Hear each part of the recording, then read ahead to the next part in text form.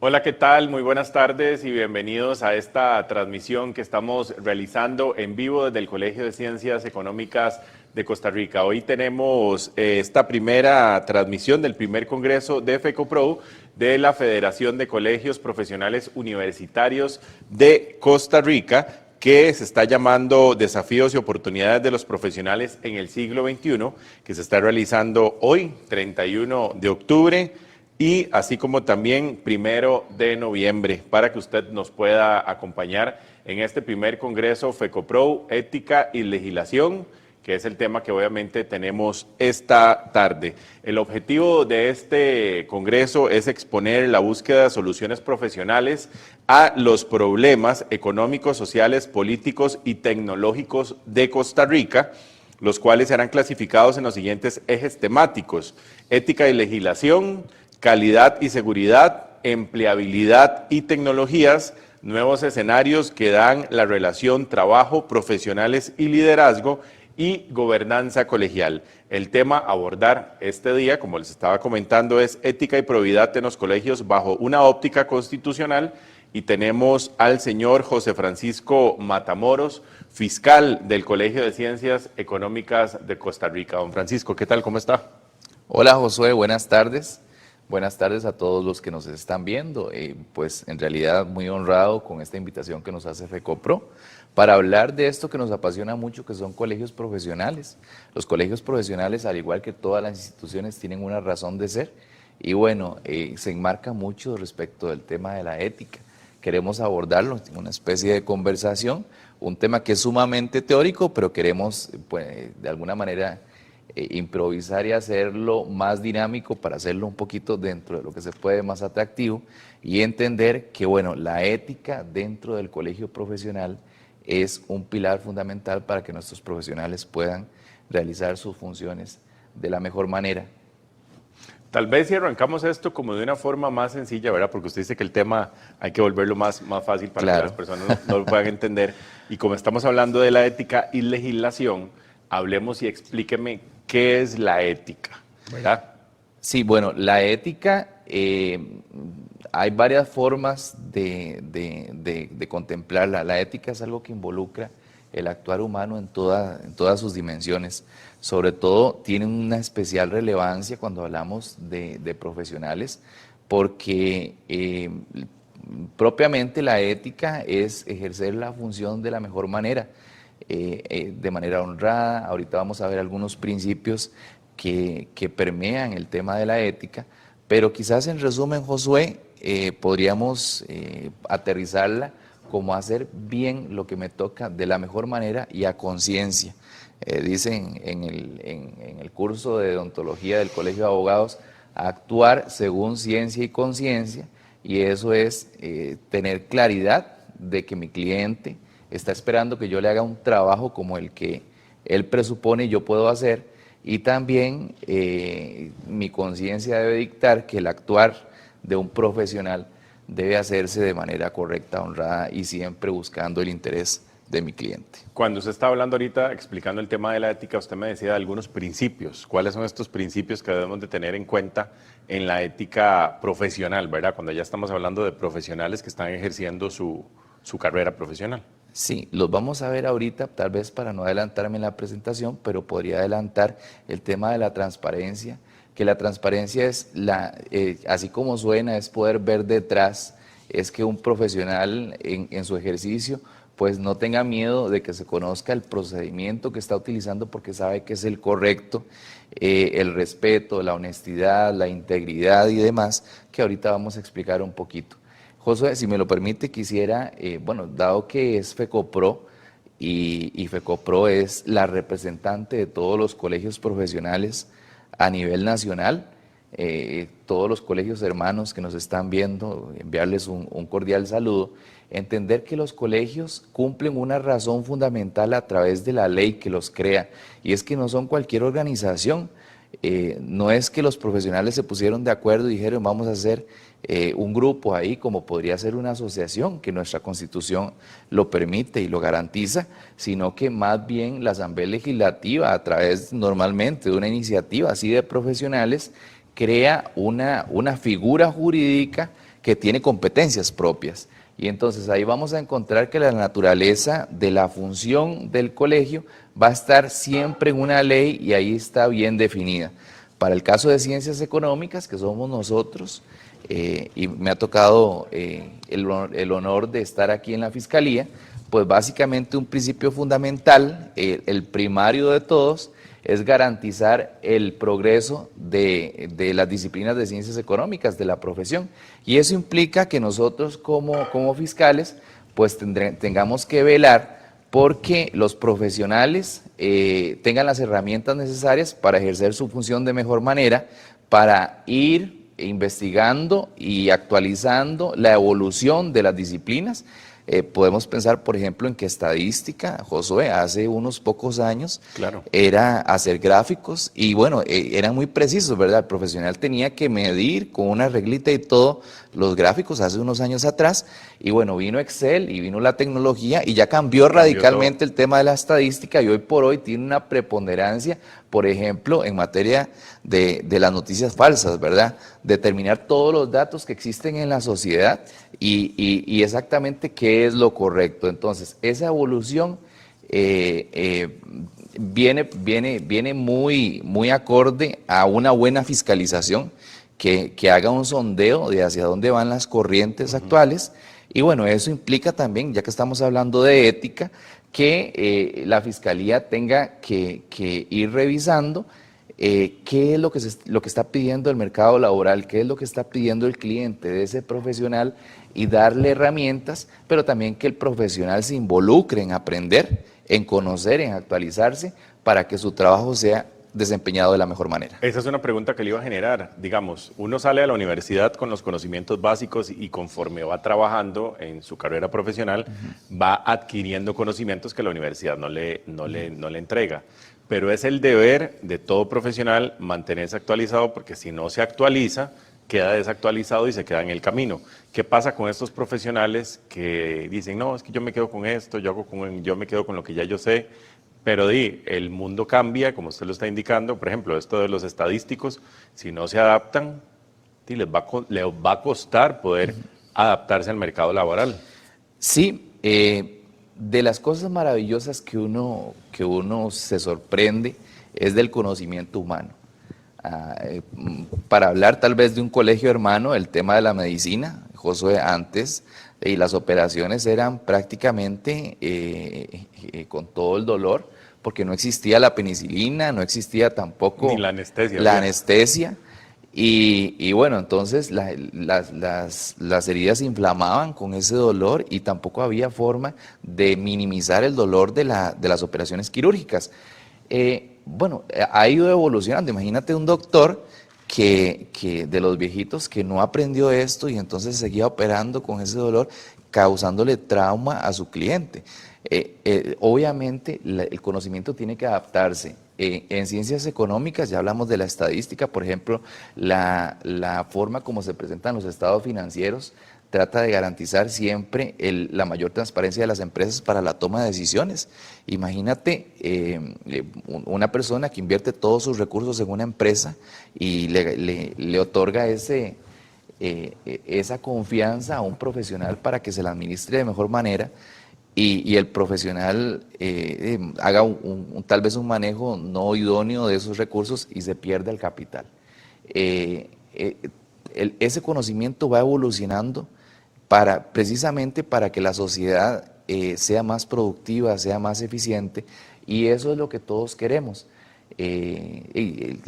Antes no habían vehículos, casi que todo había que hacerlo a caballo, vino el vapor, luego vino el tren y después vinieron los vehículos, y entonces hoy la forma de producir es menos difícil. El ser humano se ha adaptado para crear. Ahora el Colegio de Ciencias ha estado mucho con el tema de inteligencia artificial. Bueno, la inteligencia artificial viene a ser una innovación en la forma de hacer nuestros trabajos y obliga a que el profesional se adapte, porque al existir inteligencia artificial permite que podamos hacer nuestro trabajo de mejor manera y de forma más eficiente y se generen nuevos empleos que antes ni siquiera existían por la cantidad de datos, sobre todo, que es lo que tienen estas inteligencias, la posibilidad de procesar. Y entonces, y volvemos al tema que me preguntabas, la actualización profesional, bueno, tiene que darse. Hoy salir de la universidad con algunas herramientas que la universidad te da, pero son las herramientas de ese momento. El profesional que no se actualiza, de alguna manera, también violenta de alguna manera la ética, porque si quiere ejercer su profesión, le demanda estar actualizado para que esos insumos que le piden sus clientes sean los mejores. Y la única forma de garantizar eso es a través de un proceso de actualización. Ahorita que usted hablaba del tema de la inteligencia artificial, que lo vemos pues prácticamente en todo, desde un celular, el Así reloj es. inteligente que usted le habla ahora, estos artefactos como la Alexa que usted les llama, póngame tal canción, póngame esto, ponga la radio. ¿Cómo deben de medir los profesionales su ética con el tema de la inteligencia, verdad? Porque claramente pues, la inteligencia artificial viene y nos ayuda a hacernos la vida más sencilla y más fácil, pero ¿qué tan ético es que un profesional base todo en base a la inteligencia artificial? Que le haga caso a todo lo que la inteligencia diga. Bueno, tal vez lo explico con un ejemplo de una calculadora científica. Sabemos que las calculadoras científicas te permiten hacer cálculos muy sencillos y te permiten hacer cálculos también complicadísimos con solo tocar 3 teclas. Eso, frente a alguien que necesita un cálculo, es muy idóneo, pero frente a un profesional no. El profesional tiene que saber el procedimiento que está detrás, porque tiene que dar fe de que esa decisión que se va a tomar no tiene el margen de error alguno. Entonces, ¿cómo se garantiza la ética? A través de la inteligencia artificial. La inteligencia artificial, de alguna manera, con la calculadora científica, te permite hacer proyecciones y análisis de datos que antes no se podían. Pero no pueden dejarle el trabajo a la inteligencia artificial, porque su cliente lo que le está pidiendo precisamente es que ese dato, que ahora es fácil de obtener, le garantice el mayor rendimiento. Entonces, toda la técnica profesional, por ejemplo, en administración, todo el proceso administrativo que conlleva los pasos de administrar, con inteligencia artificial te van a dar datos, pero tenés que utilizar esos datos para garantizarle al cliente que la empresa va a funcionar de la mejor manera y va a obtener la mayor rentabilidad posible, siempre bajo este concepto de la responsabilidad social solidaria. Entonces, ahí está la ética. La ética del profesional es mantenerse con el mayor conocimiento posible para darle a la empresa o a su cliente el insumo y el trabajo que tenga la mayor calidad posible. Ahora, ¿cómo implementan los colegios profesionales mejorar el tema de la ética profesional, verdad? Porque estamos hablando que cada uno sabe su ética, cada uno sabe lo que debe de hacer, pero ¿cómo colabora el colegio profesional, dependiendo del área en la que usted se desempeñe, para mejorar este proceso de la ética? Sí, bueno, el colegio profesional, lo ha dicho así la Sala Constitucional, tiene una doble dimensión. La dimensión más cercana al colegiado, ya lo dijimos, es brindarle las herramientas. En el caso del Colegio de Ciencias Económicas, bueno, tenemos un departamento de desarrollo profesional que trata de darle de manera gratuita al colegiado capacitaciones muy actuales que le permitan ir desempeñando sus funciones muy acorde a lo que los tiempos le están pidiendo. Y bueno, esto es solamente un ejemplo. También pues él debe velar porque el agremiado tenga algunos insumos y también que haga su trabajo de la mejor manera. Esa es la óptica gremial, pero también está la óptica social. El colegio vela porque la sociedad tenga resultados profesionales que sean los que están ocupando. Y ahí viene todo el manejo deontológico que hacen las fiscalías. Cuando un cliente no se siente satisfecho por el actuar de un profesional y entonces recurre a través de la denuncia, pues el colegio profesional tiene toda la autoridad para ir y revisar que ese ejercicio profesional haya sido el correcto a través de los procedimientos técnicos, porque los profesionales al final somos personas que tenemos una destreza Claro. en determinada situación.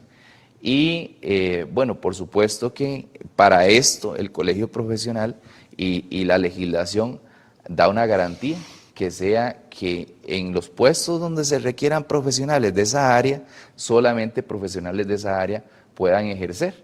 Es como una tríada, Josué, pero es perfecta. Si el profesional se desempeña con las herramientas más actuales, la sociedad tiene la posibilidad de ir a un colegio profesional a decir y a denunciar situaciones particulares que considera que no son buenas, y la legislación obliga a que el profesional que es el apto para determinado puesto sea el que lo desempeñe, al final logramos un equilibrio de control, que es lo que está detrás de la iniciativa de ley que formula la Asamblea Legislativa. Ahorita tenemos acá en pantalla, bueno, tenemos la presentación y viene el tema de naturaleza, importancia social y las competencias. Me imagino que lo de las competencias es lo que usted nos está explicando, que es lo que todos debemos de tener para poder estar al día con el tema de esto de la inteligencia artificial y adaptarnos a las nuevas propuestas. Y ahora con el tema de la visión moderna. Josué, lo de la visión moderna, creo que la mejor forma de explicarlo es que nuestra legislación ha pasado, y explicábamos, para usted poder garantizar que alguien es ético, que es nuestra función como colegios profesionales, no puede ser de otra manera que a través de una sanción. Me acuerdo mi profesor de penal que decía, siempre existe coactividad y coercitividad. Coactividad es una norma que te dice que no puedes hacer y nadie puede alegar ignorancia de la ley, ese es otro principio básico. Entonces, sabes que no puedes emitir un estado financiero que no sea como dice la norma técnica. Eso todo profesional lo hace. El problema se genera cuando el profesional sabe que no tiene que hacerlo y lo hace mal su trabajo. Y entonces hay una violación directa del tema ético por alguna A o B razón, y entonces el problema jurídico hay que encontrarle una solución. ¿Cómo resolver eso? Bueno, anteriormente eso se resolvía con una sanción de suspensión. Y entonces la persona no podía ejercer esa profesión para la que estudió durante determinado tiempo que la corporación definía a través de un procedimiento y una norma.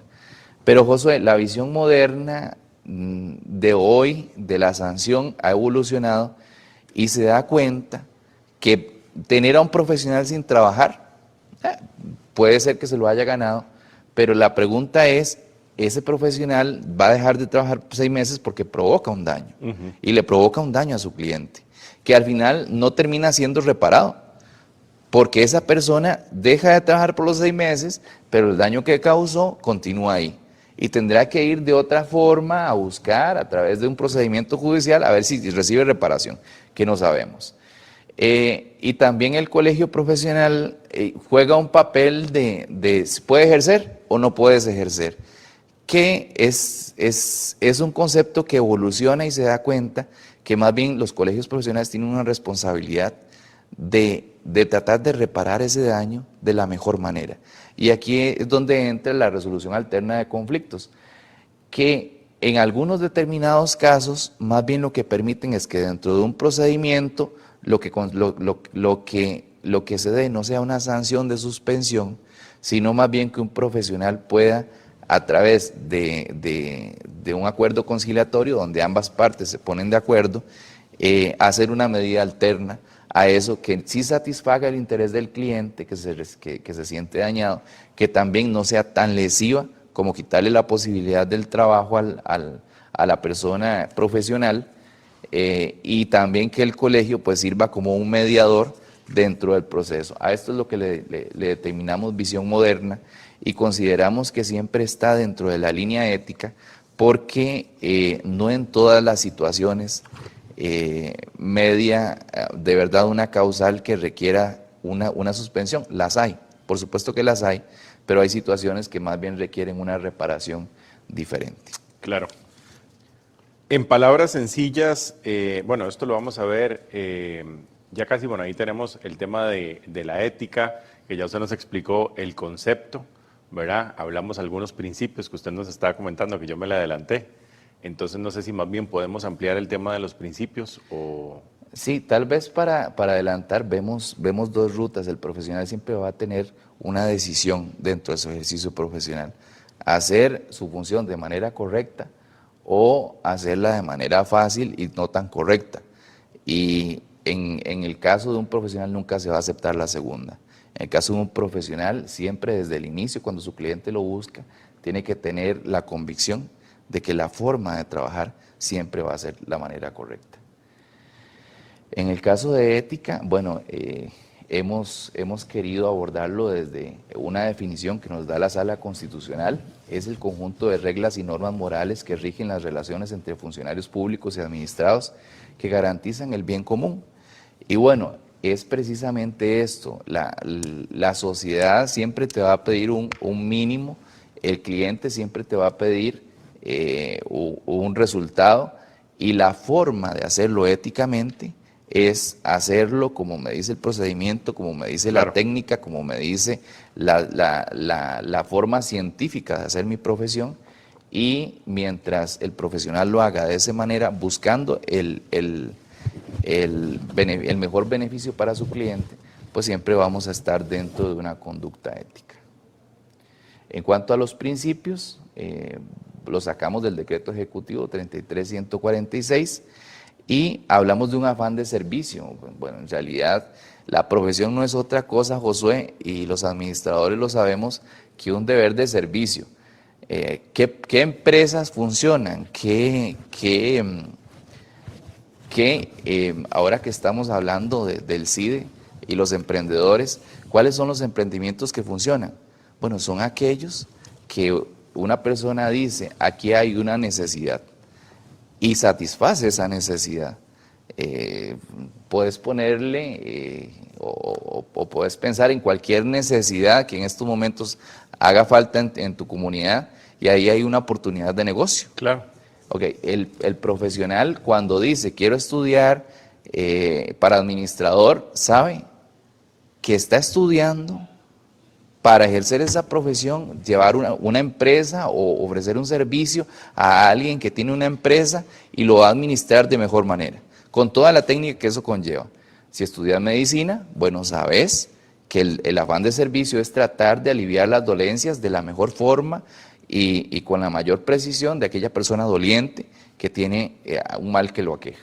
Y así sucesivamente todas las profesiones. Entonces, el profesional que se forma siempre tiene que tener un afán de servicio, de saber que eso que estudió lo pone en beneficio común de las personas que lo buscan. El deber de integridad, que no es otra cosa que utilizar todas las herramientas que están a su disposición siempre de la mejor forma. Tiene que trabajar con objetividad, nunca puede buscar un interés específico, sino pues siempre decirle al cliente desde el inicio cuál es el resultado que puede esperar y trabajar en encontrarlo. En cuanto a la rendición de cuentas, este opera básicamente para el sector público y es la posibilidad de que toda persona que recibe ese servicio público pues pueda preguntar y pueda recibir información sobre lo que se ha actuado. Transparencia, que ya lo explicamos, la posibilidad de ver detrás del actuar del profesional. La honradez, que bueno, todas las personas lo conocemos, es actuar con el interés de causar un beneficio sobre el resultado que la persona tiene, no un beneficio ilegítimo que llamarían los abogados, o un lucro indebido, cobrarle a la persona además por un resultado que nunca va a obtener. Y bueno, racionalidad y liderazgo, que ambos van muy ligados, que es pues que el monto que cobra el profesional o el actual profesional sí sea acorde con el costo que va a obtener el cliente, y pues ejercer la función profesional siempre con muchísimo decoro y frente entendiéndolo como una profesional, que es lo que corresponde. Con el tema del marco normativo, ¿verdad? Para poder explicar este proceso de la ética pública. Sí, bueno, la directriz número 2 de la Contraloría viene a precisar un poquito más el tema de la ética y habla sobre directrices generales sobre principios y enunciados éticos a observar por parte de los jerarcas y titulares subordinados, funcionarios de la Contraloría General de la República, auditorías internas y servidores públicos en general. Y lo decimos así porque, Josué, hay que entender, y la ética tiene una importancia en cualquier profesional, pero sobre el profesional que se desempeña en el ámbito público con mucho más razón. Y, y esto tiene una razón de ser que siempre me ha gustado, por lo menos la óptica como opera. En el ámbito privado funciona algo que se llama la autonomía de la voluntad. Cosa de esto es que yo puedo hacer todo lo que la ley no me prohíbe. Y esto es muy bueno porque yo desde el sector privado puedo ir a jugar bola a una cancha de fútbol, puedo andar por la calle libremente sin que nadie me diga nada, porque eso no está prohibido. Y en un país de derecho, la libertad es el derecho más consagrado y obviamente después de la vida, el derecho a la vida. Pero nadie quiere perder su libertad. Claro. La libertad es un principio fundamental. Eso es autonomía de la voluntad, el poder yo hacer cualquier otra cosa, pero en el sector público es diferente. En el sector público estamos hablando de una sociedad, el contrato social que decía Rousseau, la gente se pone de acuerdo o se puso de acuerdo en cederle el poder a determinado grupo para lograr paz social, para lograr orden. Entonces tenemos el Estado y el Estado lo que trata de buscar es el beneficio común. Pero el Estado está investido de un poder de imperio que es absoluto. Por ejemplo, un jerarca institucional puede decir,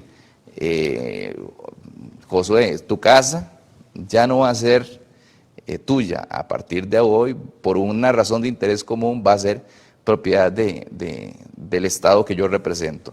Y eso es absoluto.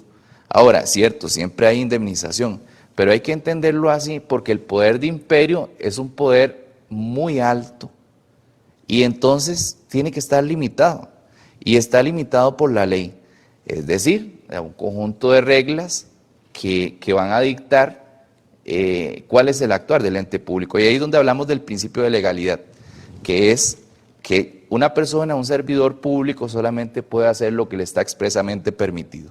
No puedo no puedo brincarme la barrera. Si la ley me dice, hasta aquí puedes hacer, a partir de ahí lo que haces ya es discrecional y la ley no lo permite. Entonces, cuando hablamos de actuar con ética dentro de la función pública, estamos hablando de actuar bajo un condicionamiento que la normativa me permite. Y a nivel de colegios profesionales, pues tenemos esa doble dimensión, ¿verdad?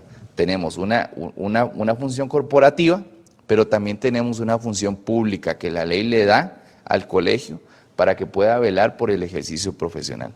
Y es importante tener estos principios que nos dice la Contraloría, sobre todo en esa función pública que ejercen los colegios profesionales, aunque entendemos que sobre la doble dimensión, ya más del ámbito privado que ejercen los colegios como corporación, pues ahí operan algunos otros principios. Pero sí, el colegio es garante de hacer que la función pública que representa se haga bajo el principio de legalidad. Ahora avanzamos a algunos aspectos generales del tema de la probidad. En palabras sencillas, ¿cómo podemos describir la probidad? Sí, una persona que es proba es una persona que hace lo que tiene que hacer. ¿Y qué es lo que tiene que hacer? Bueno, depende mucho de a qué se dedique. Una persona que es escritora, bueno, lo que tiene que hacer es escribir de manera agradable, que la persona pueda leer con buena letra. Y así sucesivamente en cada una de las provisiones. ¿Qué se le pide a una persona proba? Bueno, actuar con la debida ciencia y conciencia que ya dijimos, que lo que sabe lo ponga en beneficio del interés común y en el beneficio de su cliente que está esperando un resultado. Es muy filosófico, pero Josué, es eso. Una persona proba es la persona que sabe lo que tiene que hacer y lo hace de esa manera. También tenemos algunos principios destacados. Sí, bueno, hemos hablado ya quizás un poquito De varios. de ellos. El principio de legalidad ya lo hemos abordado, que es hacer todo y solo lo que la ley me permite. El bienestar general es buscar que lo que mi función, mi trabajo, lo que yo realizo, siempre sea buscando el interés de mi cliente o el interés del bien común, en el caso del sector público. La transparencia, que ya lo hemos abordado bastante. El principio de imparcialidad, que es el dentro de mi función siempre actuar de la manera correcta según la disciplina me ha enseñado y ser muy responsable, por supuesto. Si tengo un plazo para entregar un informe, Cumplirlo. exacto, eso es responsabilidad y es lo que todo mundo me va a pedir. Y buena fe, que es siempre frente a cualquier situación, hacerla de buena manera, no esconder datos, no esconder situaciones que tal vez me podrían generar algún cuestionamiento de mi cliente, sino dentro de todo trabajo, toda petición que me hace mi cliente, pues hacerlo siempre buscando que él esté informado de todo. Sí, aquí es como tratar de hacer las cosas de la forma, no, tratar no, porque debemos hacer las cosas de forma correcta, siempre cumpliendo los plazos, pero hay profesionales que se les olvida estos plazos y ahí es donde entra el departamento o el área en caos, ¿verdad? Cuando cuesta poder cumplir porque hay cosas que se atrasan por naturaleza y hay otras en las cuales pues sí hay que ir al día porque si no estamos en problemas. Sí, todos los valores éticos existen porque son importantes. Algunos siempre van a tener un valor de preponderancia mayor por la inmediatez, tal vez, porque la responsabilidad, digamos, es muy inmediata. La responsabilidad es esperar un resultado y recibirlo como se pactó. Entonces ahí entran los plazos, entran por ejemplo, el formato del informe,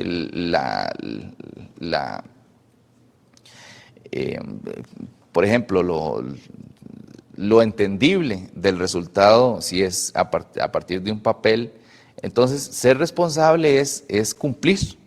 Y esa inmediatez es más verificable, pero por ejemplo, imagínate el tema de la honradez, que a veces la honradez no se puede ver de manera inmediata, a veces, y ahora Se que ve despuesito. exacto, ahora que está muy de moda el tema ahí financiero que sucedió, uno se pregunta, ¿en realidad es un tema inmediato o es un tema en el tiempo?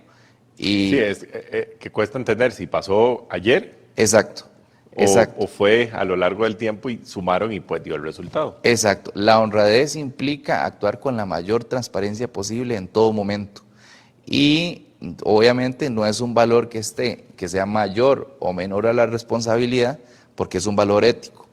Pero la forma de poder evaluar si un profesional es responsable es mucho más mediata que si es honesto. Y insisto, no hay valores dentro de la ética que sean mayores o menores, sino que la ética le obliga al profesional a observarlos todos y a darle fe y garantía y confianza a la persona que espera de sus servicios de que va a obtener el resultado esperado. ¿Cómo? Bueno, ya sabemos que las áreas de fiscalía o la fiscalización de cada colegio profesional pues se encarga de que el ejercicio profesional sea completamente legal y que usted haga las cosas bien, ¿verdad? Pero ¿cómo promueven los colegios profesionales que todo esto se cumpla al pie de la letra? Porque digamos, un colegio, bueno, como el Colegio de Ciencias Económicas tiene 48.000 profesionales. No me imagino 48.000 denuncias a un departamento de fiscalía, porque oye, habría que tener por lo menos 1.000 empleados, ¿verdad?, para atender justamente esta área. Pero ¿cómo tratan los colegios profesionales dependiendo a su carrera profesional para que todo se vaya haciendo al pie de la letra? Sí, es un trabajo muy acucioso y bueno, en realidad nunca hay recursos suficientes. La fiscalía de nosotros pues recibe muchísimas denuncias de distintos tipos y algunas son más fáciles de tramitar que otras, porque dependen también de la complejidad del caso.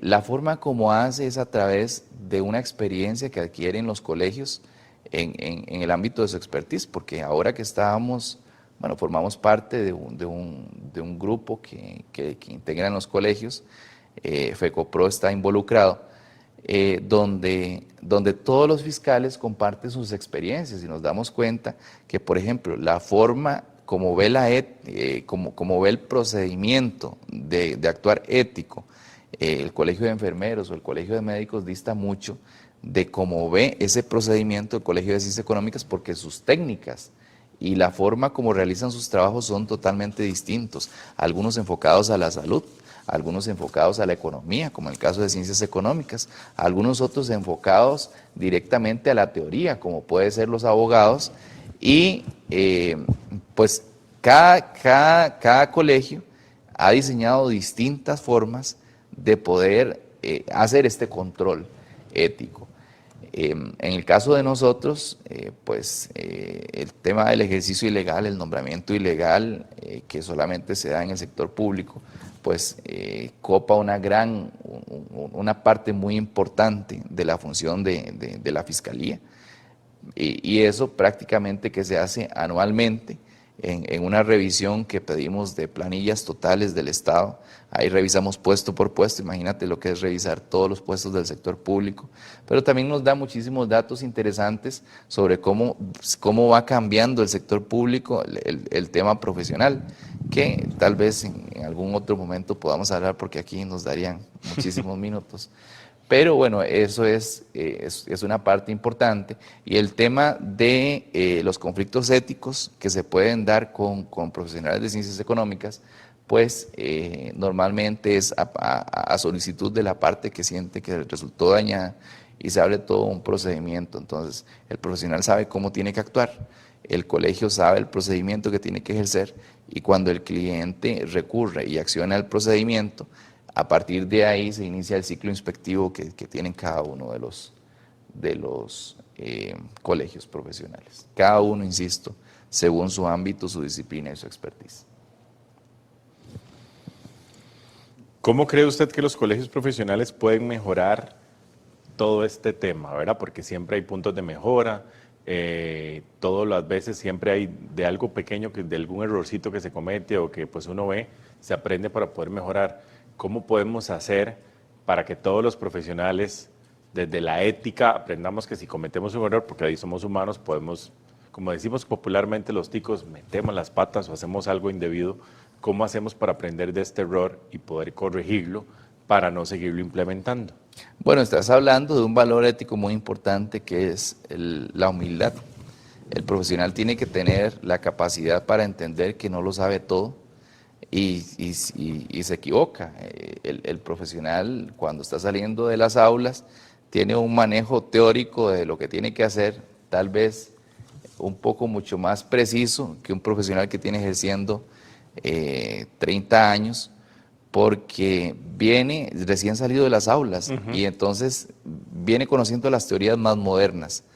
Pero recuerdo que mi abuelo me decía que los seres humanos somos creados un poco inentendibles. Decía él que cuando un joven iniciaba, tenía mucha fuerza, tenía mucho espíritu, tenía toda esa fuerza y esa voluntad por delante, pero le faltaba sabiduría. Y cuando ya se era muy viejo, se tenía mucha sabiduría, pero las fuerzas flaqueaban. Es esto, el profesional que inicia su labor profesional tiene que tener la humildad para entender que la profesión se construye a base de la experiencia. Y conforme más ejerza esa experiencia, más ejerza su función profesional, más va a ir aprendiendo de lo que en realidad es su profesión. Porque el ejercicio profesional es a base de calle, claro, que bien lo dicen, es con el tiempo que vas entendiendo esos conceptos teóricos que nacieron y en su aplicación. Entonces es esto, para mí es un tema de muchísima humildad del profesional, de ir entendiendo que con el paso del tiempo nos vamos haciendo más sabios y vamos entendiendo mejor cómo funcionan las cosas. Esta ley que vamos a ver aquí o que estamos viendo en pantalla, pues se ha estado tocando en las últimas semanas, ¿verdad? En los medios de comunicación y Sí. todo este tema. La ley contra la corrupción y el enriquecimiento ilícito y su reglamento.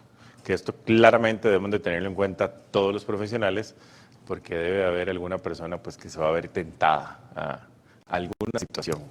Sí, tal vez entenderlo porque explicar toda la ley es bastante complejo y Hay tiene... que sacar su tiempo. Ah, sí, totalmente, esto es de un curso, pero tal vez sí es entender qué es enriquecimiento ilícito, que al final es un lucro que obtiene la persona de manera indebida. Y esto la legislación lo protege no solo en esta ley, sino en muchísimas otras. Me acuerdo cuando veíamos la teoría del cuasicontrato, que ahora con el SIMPE se da mucho. Claro. Usted le traslada a una persona, digamos, un número de teléfono y fallas un número. Y ya. Se te fueron 20.000 colones. Y esos 20.000 colones ya no llegaron a la persona que tenía que llegar, le llega otra. ¿Se perdió la plata? En realidad no. Ahí se configura algo que la legislación civil llama un cuasicontrato, que es que la persona está obteniendo un incremento de su capital que no tiene razón de ser. Y esa persona a partir de ahí tiene la obligación plena de devolverlo. ¿Cómo se devuelve? Bueno, la legislación establece todo un procedimiento, pero todo lo que yo recibo en incremento de mi patrimonio tiene que estar justificado. El enriquecimiento ilícito es aquella acción que se hace, que obtengo, por la cual obtengo un incremento de mi patrimonio sin que pueda justificar. Y bueno, aquí lo que se pretende, sobre todo a través de esta ley, es que dentro de la función pública, que incluso los colegios profesionales desempeñamos una muy grande, las acciones que se hagan no permitan que una persona o un profesional obtenga un lucro indebido, obtenga un incremento de capital basado en un procedimiento ilegítimo o haciendo alguna acción que no está permitida. Esto es enriquecimiento ilícito y esto está muy penado por la ley y también los colegios profesionales lo evalúan de muy buena manera. La Procuraduría de la Ética y la Procuraduría General de la República tiene doctrina muy importante en el tema del enriquecimiento ilícito y los conflictos de interés. Y bueno, los colegios profesionales tenemos que hacer uso de toda esa doctrina, pero siempre entendiendo que la ética no tiene variaciones. La ética siempre va a ser la misma. Los principios éticos permean no solamente a la función pública, sino a la función privada. Tan honrado tiene que ser el funcionario público como tan honrado tiene que ser la persona que ejerce a nivel privado. Eso no varía. La forma como se revisa ese procedimiento dentro de los colegios profesionales obligan a que existan fiscalías y procedimientos bien diseñados con normativas de ética muy adaptadas, muy evolucionadas, para hacer que tanto la corporación del colegio profesional como sus agremiados pues tengan las reglas claras del juego y sepan cómo el colegio va a conocer de estos procedimientos. Que insisto, y quisiera hacer bastante énfasis en esto, ahora con la visión moderna, la resolución alterna de conflictos, pues en realidad lo que se busca es también adaptar estas normas de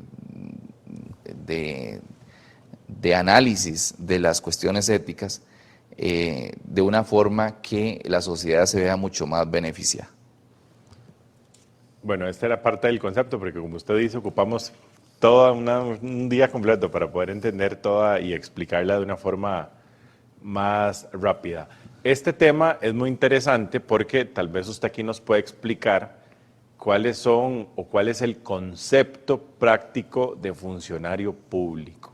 Porque está el funcionario público y el funcionario privado, ¿verdad? Que son, al final trabajan, pero son completamente distintos, ¿verdad? Porque tienen que adecuarse a diferentes leyes, a diferentes reglamentos. Cada uno tiene que seguir su propia ética, pero en el público todavía hay muchísima más responsabilidad.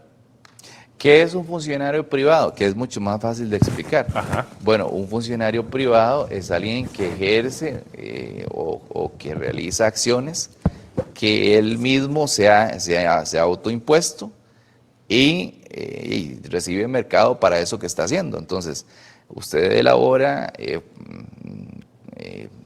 vasitos de artesanía y esos vasitos de artesanía usted va y los vende. Bueno, eso es una función privada. Claro. A nadie le afecta el hecho de que usted deje de vender o no vender artesanías, salvo a usted mismo. Y bueno, aquellas personas que podrían requerirlas si usted no se las está vendiendo. Pero básicamente está regulado por la oferta y la demanda, que en administración tenemos, en economía también se habla muchísimo. Pero la función pública es una función que está cubierta por ley. ¿Por qué? Porque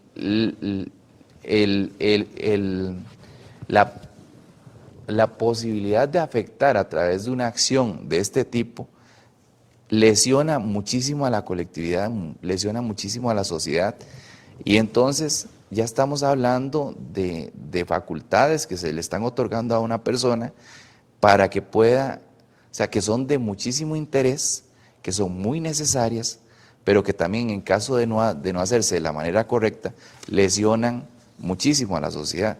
Imagínate, por ejemplo, una municipalidad que está creada por la Constitución política y le dan competencias en materia de calles, en materia de servicios como el de recolección de basura, el plan regulador, que ordena territorialmente a un cantón para que se pueda desarrollar, y que no sean ejercidas esas competencias del todo por omisión o que sean ejercidas de mala manera.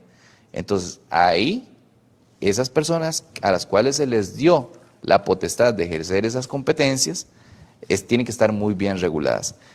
Y aquí entramos ya en el concepto de funcionario público. ¿Qué es el funcionario público? Bueno, el que ejerce una función pública, el que ejerce esa función tutelada por el Estado para el bien común.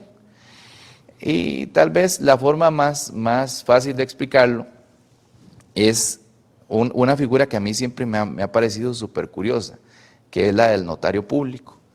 ¿Qué es la función pública del notario, Josué? Cuando usted va a un consultorio notarial y quiere hacer un acto jurídico, como por ejemplo una venta, se lleva usted que quiere vender a la persona que quiere comprar, comparecen ante el notario público y el notario público escribe en un papelito que se llama protocolo esa actuación con una técnica que está bien diseñada, y ahí el notario da fe de que eso existió, y a partir de eso la propiedad deja de ser suya legítimamente ante terceros y pasa a ser parte de la persona que lo compra, y todo el mundo se da cuenta a través de la publicidad registral que da el registro.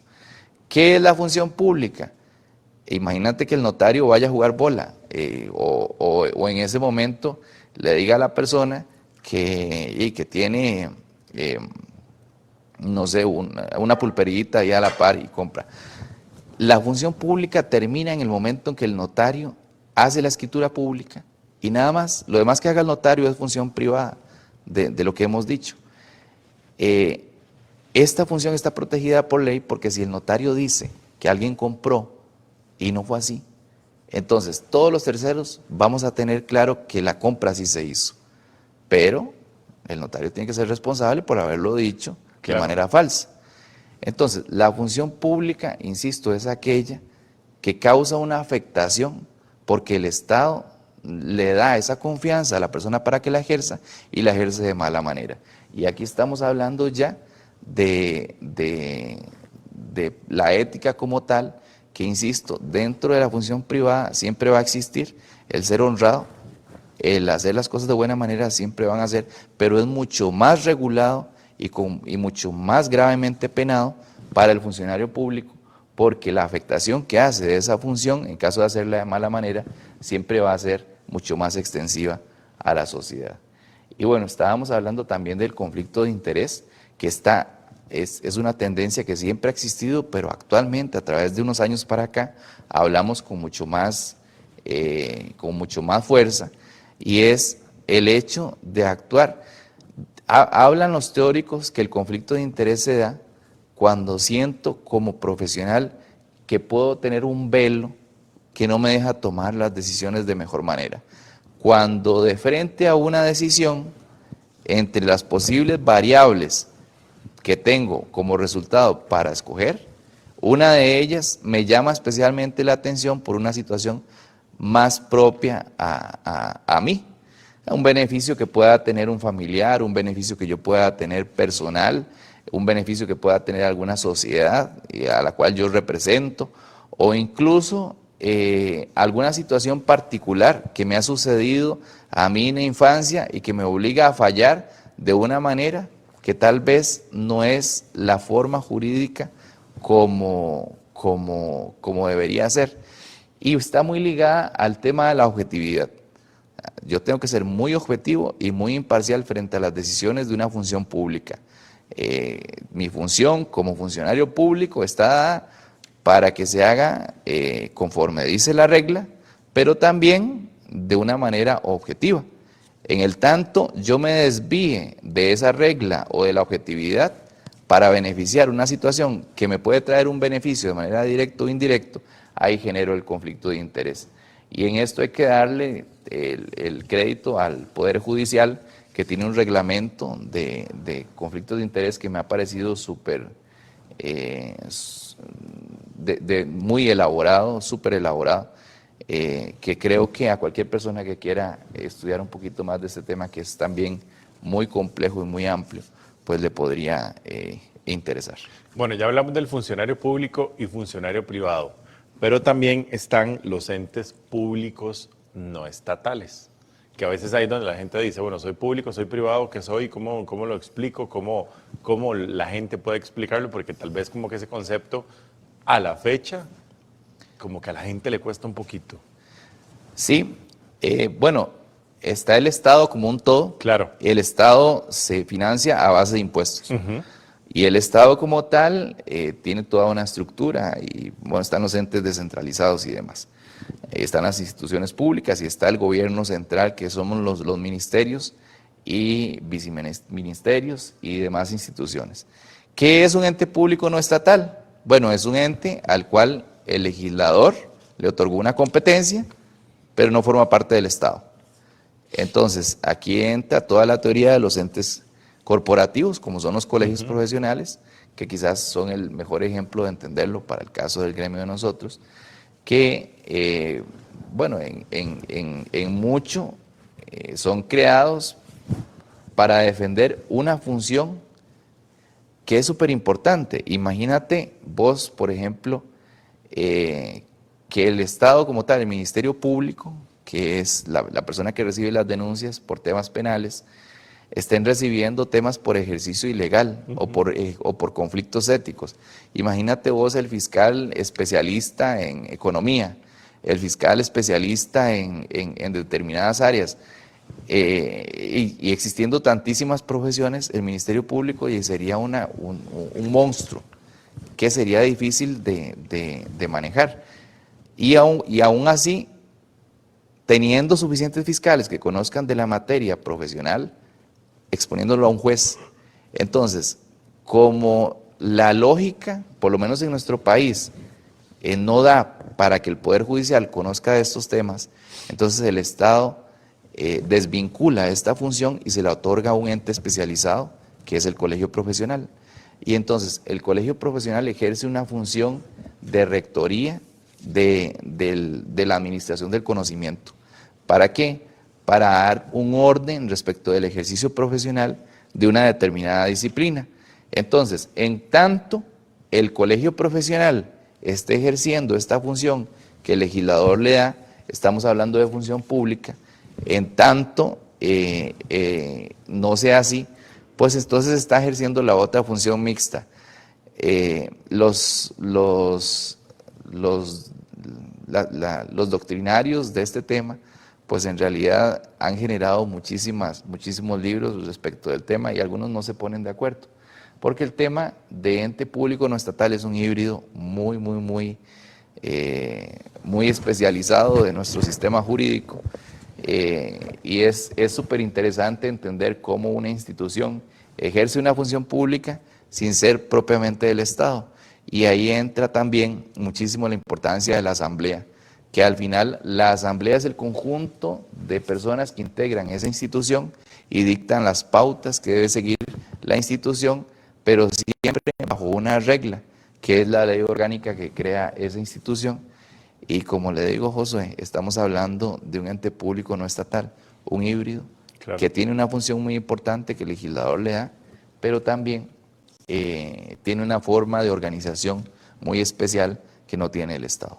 El tiempo nos está comiendo y tenemos dos últimas consultas. Aquí tenemos dentro de esta presentación las consecuencias de infracción al deber de probidad. Hay consecuencias si usted hace algo erróneo o si hace algo malo, ¿verdad? ¿A qué consecuencias se pueden enfrentar estos profesionales que hagan algo antiético? Sí, este modelo, pues en realidad tiene una sanción muy similar a la forma como se organiza el funcionario público en China, que es un modelo interesantísimo. No existe mayor honor para una persona en China que ser funcionario público. Y no cualquiera es funcionario público, porque ellos, bajo la cultura que tienen, entienden que la función pública es un honor y se ejerce con esa destreza, con esa responsabilidad. Un funcionario público en China que comete un error se pena con el despido. Y es el peor deshonor que pueda tener, porque como insisto, ellos tienen dentro de su cultura esa concepción de funcionario público muy alta, muy honorable. En nuestra legislación, a través de la ley de enriquecimiento ilícito, se entiende que la violación al deber de probidad se castiga con el despido. Y es así como debe funcionar, porque un funcionario público que desvía su atención de lo que el Estado le dijo que debía hacer para el beneficio común, pues de alguna manera comete una falta gravísima que se pena precisamente con la salida del cargo que desempeña. Y bueno, sí es el deber de probidad es de las faltas más gravemente penadas dentro de la función. Y claramente muy castigado, me imagino. Por supuesto. Don Francisco, bueno, ya hablamos, este es un tema muy amplio del cual aquí podríamos quedarnos todo el día, ¿verdad? Porque como usted bien lo indica, es un tema para hablar y que la gente lo entienda. Este es un proceso como para hacer varias sesiones para que todos podamos entender y nos metamos en la cabeza que debemos hacer siempre las cosas bien. Sí, tal vez terminar con esta última diapositiva. Sabemos que el tema es súper amplio, pero sí me parece súper importante de decirlo. El hacer mal las cosas siempre va a conllevar una gran responsabilidad. Claro, sí. Pero cuando se trata de una falta al deber de probidad, debemos entender que hay tres formas de penarlo.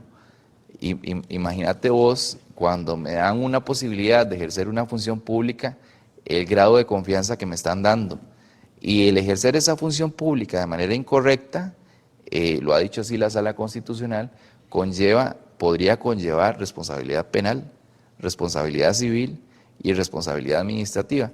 Justo hay que entenderlo, decirlo para un abogado y entenderlo es fácil, pero para que la gente nos entienda, responsabilidad penal implica que la persona puede ir a la cárcel, responsabilidad civil implica que deba indemnizar a la persona en un monto económico que sea consustancial con el daño que provoca, y la responsabilidad administrativa es que ese daño pueda ser penado con el despido o con una sanción de suspensión del ejercicio del cargo.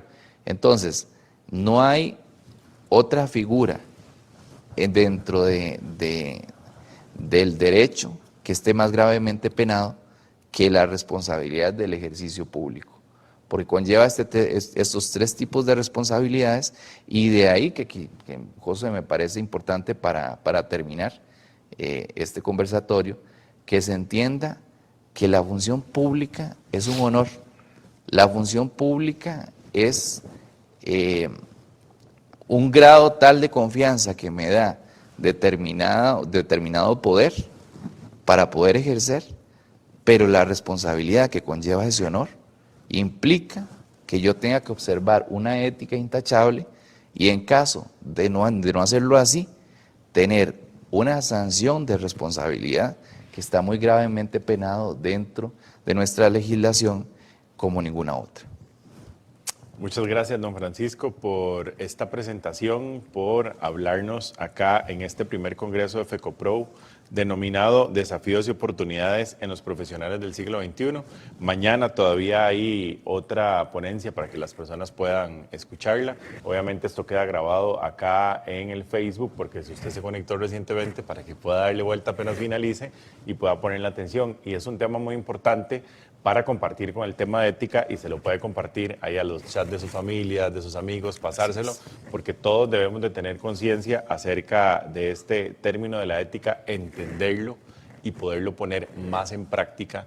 Hoy en día, pues que la gente, ¿verdad?, deja un poquito de lado la ética y, como usted decía al principio, lo hacemos más sencillo, más fácil, nos brincamos todo este proceso, pero a la hora de la hora, en algún momento, ese proceso no nos va a resultar.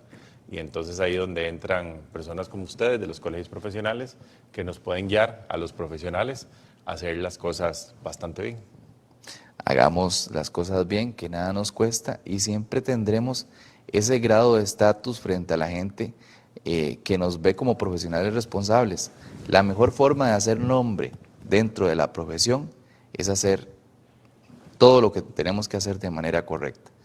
Es eso, un buen cliente siempre va a salir satisfecho y va a atraer a otros. Un cliente que sale insatisfecho va a decir por qué sale insatisfecho y nos va a restar credibilidad. Y después no llegan clientes. Exacto, así perdemos. Y después hay que volver a hacer todo de nuevo, volver a comenzar para volver a traer a todos estos clientes para poder seguir creciendo. Don Francisco, muchísimas gracias por estar aquí con nosotros, y le agradecemos también a FECOPRO y a todas las personas que se conectaron a esta transmisión. Que tengan muy bonita tarde, y recuerden que mañana todavía seguimos con este primer congreso acá de FECOPRO. Muchísimas gracias. Muchas gracias.